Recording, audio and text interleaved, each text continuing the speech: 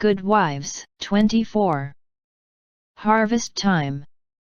For a year Jo and her professor worked and waited, hoped and loved, met occasionally, and wrote such voluminous letters that the rise in the price of paper was accounted for, Laurie said. The second year began rather soberly, for their prospects did not brighten, and Aunt March died suddenly. But when their first sorrow was over, for they loved the old lady in spite of her sharp tongue, they found they had cause for rejoicing, for she had left Plumfield to Jo, which made all sorts of joyful things possible. It's a fine old place, and will bring a handsome sum, for of course you intend to sell it, said Laurie, as they were all talking the matter over, some weeks later. No, I don't, was Jo's decided answer, as she petted the fat poodle, whom she had adopted, out of respect to his former mistress. You don't mean to live there? Yes, I do. But, my dear girl, it's an immense house, and will take a power of money to keep it in order. The garden and orchard alone need 2 or 3 men, and farming isn't in Bear's line, I take it. He'll try his hand at it there, if I propose it.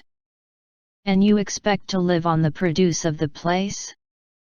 Well, that sounds paradisiacal, but you'll find it desperate hard work. The crop we are going to raise is a profitable one, and Jo laughed. Of what is this fine crop to consist, ma'am? Boys. I want to open a school for little lads, a good, happy, home-like school, with me to take care of them, and Fritz to teach them. There's a truly joyeux plan for you. Isn't that just like her? Cried Laurie, appealing to the family, who looked as much surprised as he. I like it, said Mrs. March decidedly. So do I, added her husband, who welcomed the thought of a chance for trying the Socratic method of education on modern youth. It will be an immense care for Jo, said Meg, stroking the head of her one all-absorbing son. Jo can do it, and be happy in it. It's a splendid idea. Tell us all about it, cried Mr. Lawrence, who had been longing to lend the lovers a hand, but knew that they would refuse his help. I knew you'd stand by me, sir. Amy does too, I see it in her eyes, though she prudently waits to turn it over in her mind before she speaks. Now, my dear people, continued Jo earnestly, just understand that this isn't a new idea of mine, but a long-cherished plan. Before my Fritz came, I used to think how, when I'd made my fortune, and no one needed me at home, I'd hire a big house, and pick up some poor, forlorn little lads, who hadn't any mothers, and take care of them, and make life jolly for them before it was too late.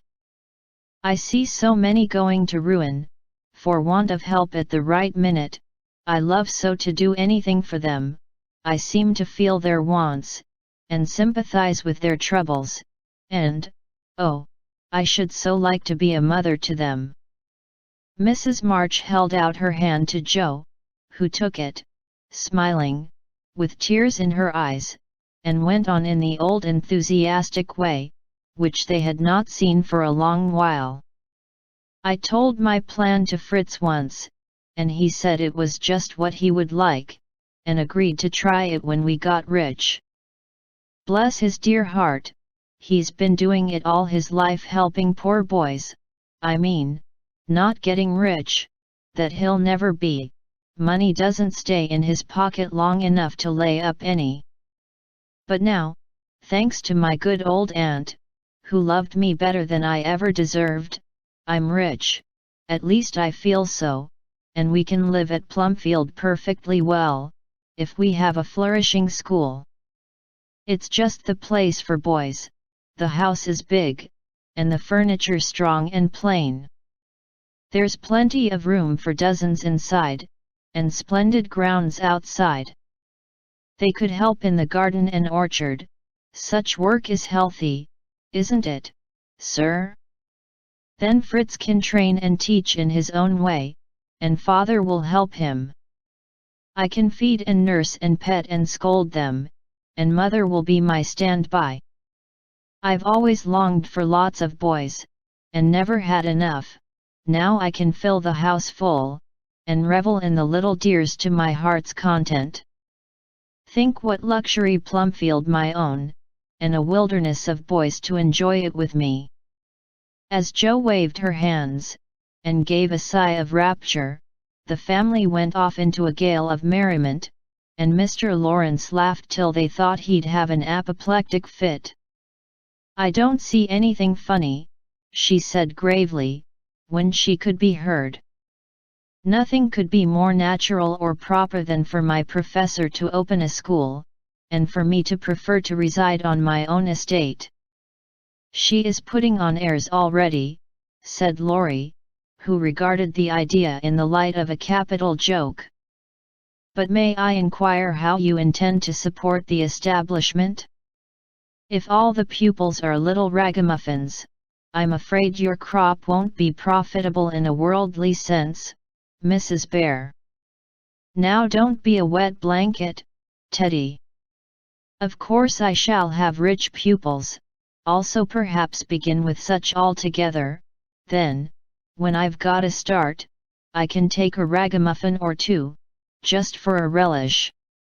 Rich people's children often need care and comfort, as well as poor. I've seen unfortunate little creatures left to servants, or backward ones pushed forward, when it's real cruelty.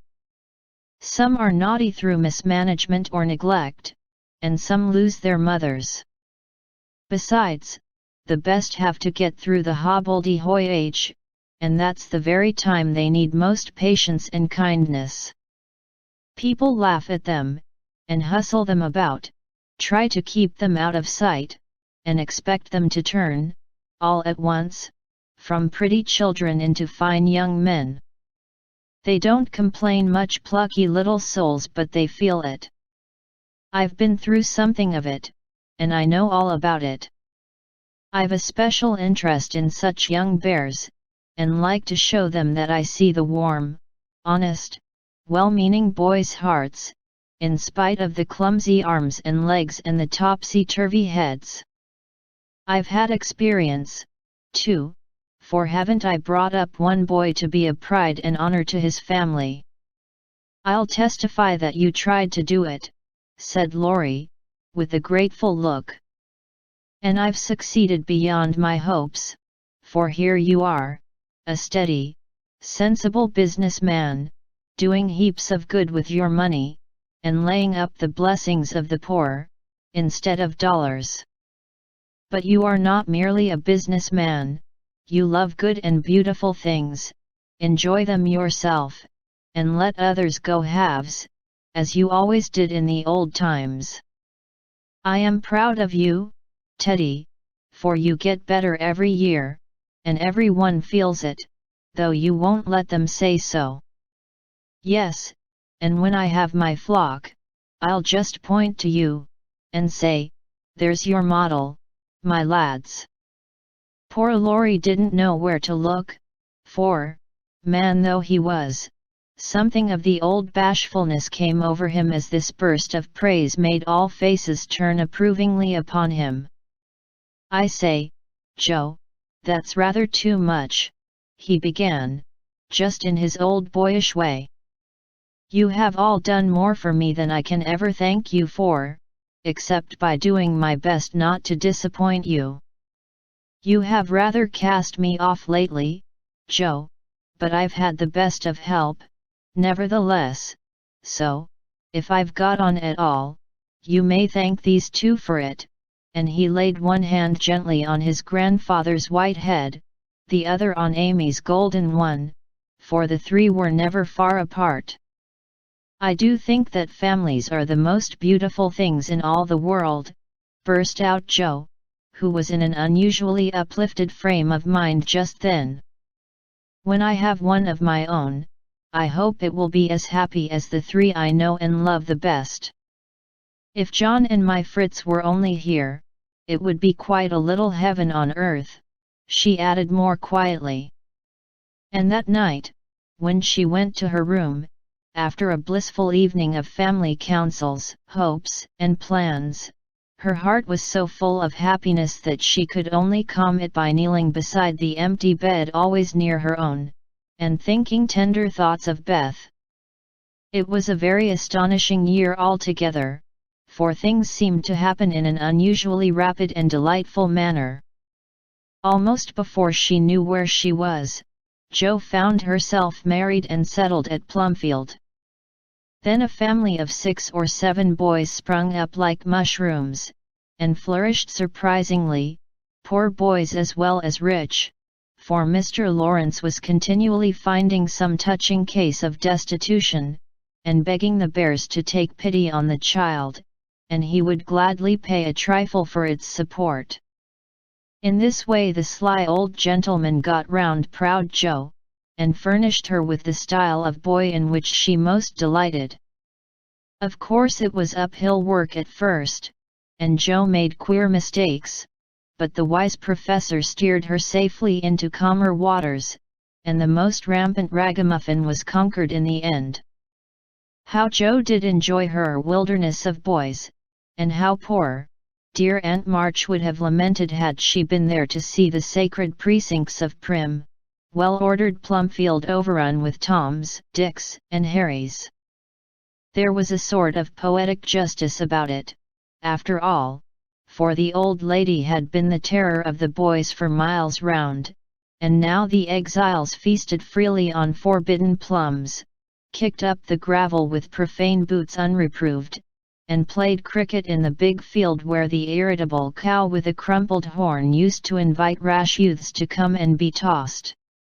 It became a sort of boys' paradise, and Laurie suggested that it should be called the Bear Garden, as a compliment to its master and appropriate to its inhabitants. It never was a fashionable school, and the professor did not lay up a fortune, but it was just what Jo intended it to be, a happy, home-like place for boys, who needed teaching, care, and kindness. Every room in the big house was soon full. Every little plot in the garden soon had its owner, a regular menagerie appeared in barn and shed, for pet animals were allowed, and, 3 times a day, Jo smiled at her Fritz from the head of a long table lined on either side with rows of happy young faces, which all turned to her with affectionate eyes, confiding words, and grateful hearts, full of love for Mother Bear. She had boys enough now, and did not tire of them, though they were not angels, by any means, and some of them caused both Professor and Prof. Soren much trouble and anxiety. But her faith in the good spot which exists in the heart of the naughtiest, sauciest, most tantalizing little ragamuffin gave her patience, skill, and, in time, success. For no mortal boy could hold out long with Father Bear shining on him as benevolently as the sun, and Mother Bear forgiving him 70 times 7. Very precious to Jo was the friendship of the lads, their penitent sniffs and whispers after wrongdoing, their droll or touching little confidences, their pleasant enthusiasms, hopes, and plans, even their misfortunes, for they only endeared them to her all the more. There were slow boys and bashful boys, feeble boys and riotous boys, boys that lisped and boys that stuttered, 1 or 2 lame ones, and a merry little quadroon, who could not be taken in elsewhere, but who was welcome to the Bear Garden, though some people predicted that his admission would ruin the school. Yes, Jo was a very happy woman there, in spite of hard work, much anxiety, and a perpetual racket. She enjoyed it heartily, and found the applause of her boys more satisfying than any praise of the world, for now she told no stories except to her flock of enthusiastic believers and admirers. As the years went on, 2 little lads of her own came to increase her happiness: Rob, named for Grandpa, and Teddy, a happy-go-lucky baby, who seemed to have inherited his papa's sunshiny temper as well as his mother's lively spirit. How they ever grew up alive in that whirlpool of boys was a mystery to their grandma and aunts, but they flourished like dandelions in spring, and their rough nurses loved and served them well. There were a great many holidays at Plumfield, and one of the most delightful was the yearly apple picking, for then the Marches, Lawrences, Brooks, and Bears turned out in full force, and made a day of it. 5 years after Joe's wedding, one of these fruitful festivals occurred, a mellow October day, when the air was full of an exhilarating freshness which made the spirits rise, and the blood dance healthily in the veins. The old orchard wore its holiday attire, goldenrod and asters fringed the mossy walls, grasshoppers skipped briskly in the sere grass, and crickets chirped like fairy pipers at a feast. Squirrels were busy with their small harvesting, birds twittered their adieus from the alders in the lane, and every tree stood ready to send down its shower of red or yellow apples at the first shake. Everybody was there, everybody laughed and sang, climbed up and tumbled down, everybody declared that there never had been such a perfect day or such a jolly set to enjoy it, and everyone gave themselves up to the simple pleasures of the hour as freely as if there were no such things as care or sorrow in the world. Mr. March strolled placidly about, quoting Tusser, Cowley, and Columella to Mr. Lawrence, while enjoying the gentle apple's winey juice. The professor charged up and down the green aisles like a stout Teutonic knight, with a pole for a lance, leading on the boys, who made a hook and ladder company of themselves, and performed wonders in the way of ground and lofty tumbling. Laurie devoted himself to the little ones, rode his small daughter in a bushel basket, took Daisy up among the birds' nests, and kept adventurous Rob from breaking his neck.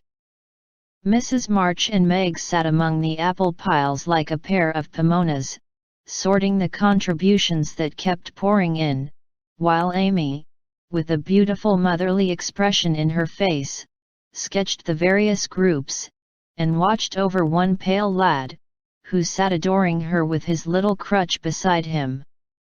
Teddy bore a charmed life. Jo was in her element that day, and rushed about, with her gown pinned up, her hat anywhere but on her head, and her baby tucked under her arm, ready for any lively adventure which might turn up.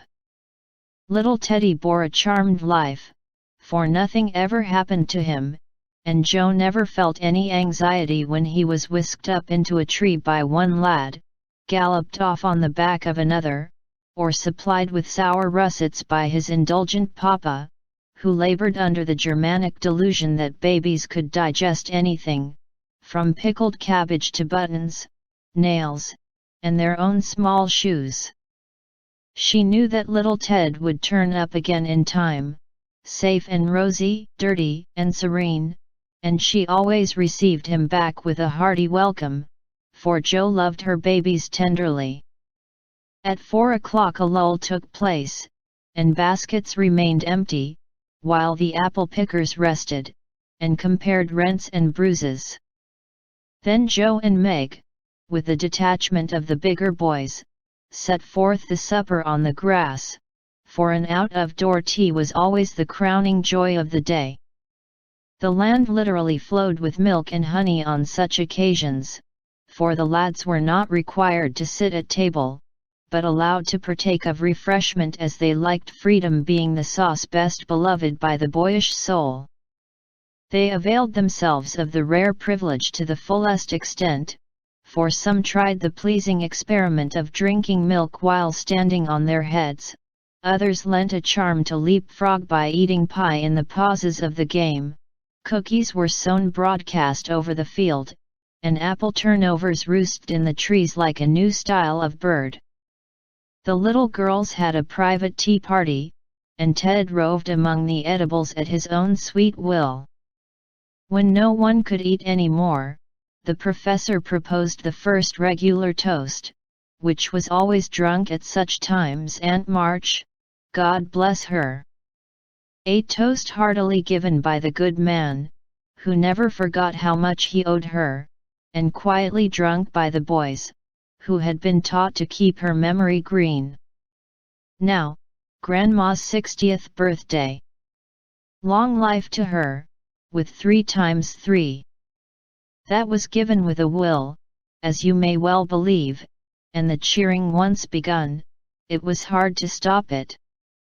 Everybody's health was proposed, from Mr. Lawrence, who was considered their special patron, to the astonished guinea pig, who had strayed from its proper sphere in search of its young master.